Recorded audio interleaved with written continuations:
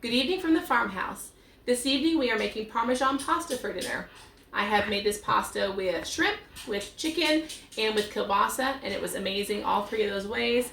The last time I made this pasta, I made it with Amanda's Family Farm Bratwurst ground sausage, and it was so tasty that we're going to do it again.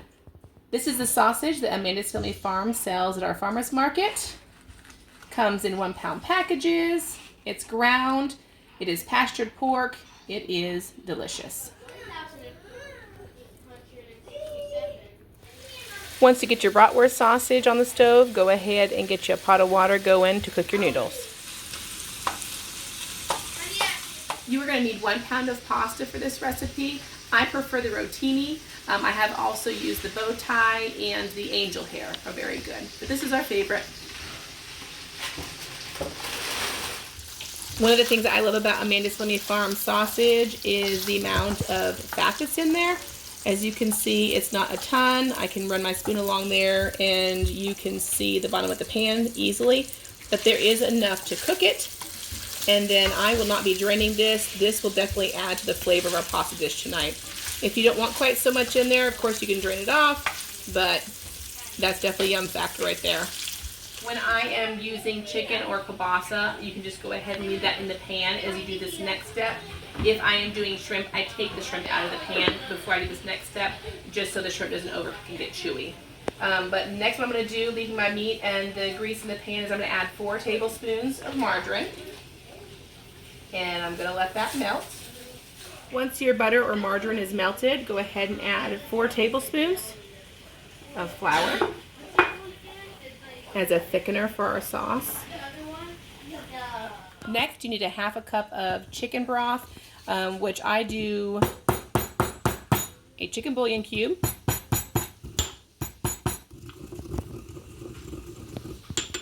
Ground up.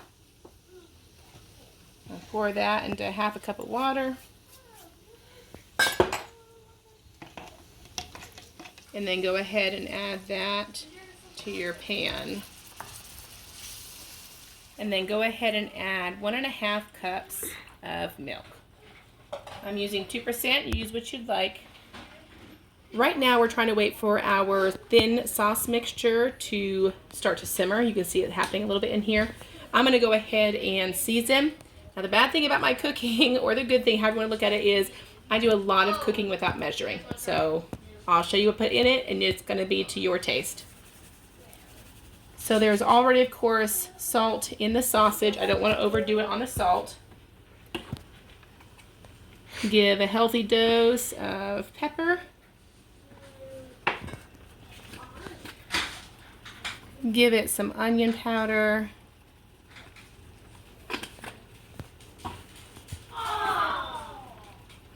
This pasta dish is a heavily garlic pasta. And I'm going to add some Italian seasoning as well. The best thing to do is add what you think you need. Give it a really good stir in and then taste it. When it's tasty, you're ready. Once you're at a simmer, we're going to do 1.5 cups of mozzarella and 1/2 cup of Parmesan.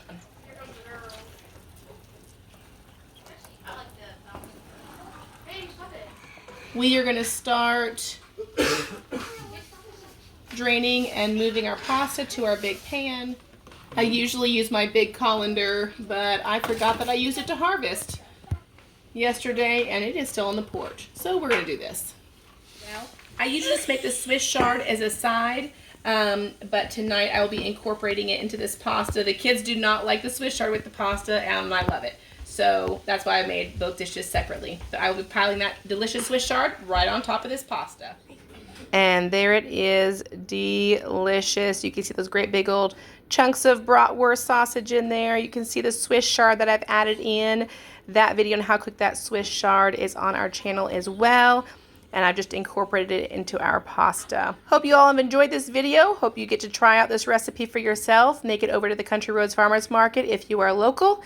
And get some Swiss chard from Crago Country Farm, which is us. And some bratwurst sausage from Amanda's Family Farms. Thanks for watching. How is it? No! Amanda's Family Farm has the best bratwurst. Oh, where does this stuff is? You recommend it? Mom. Yeah. Yes, sir. I love the spaghetti best. You love the spaghetti best.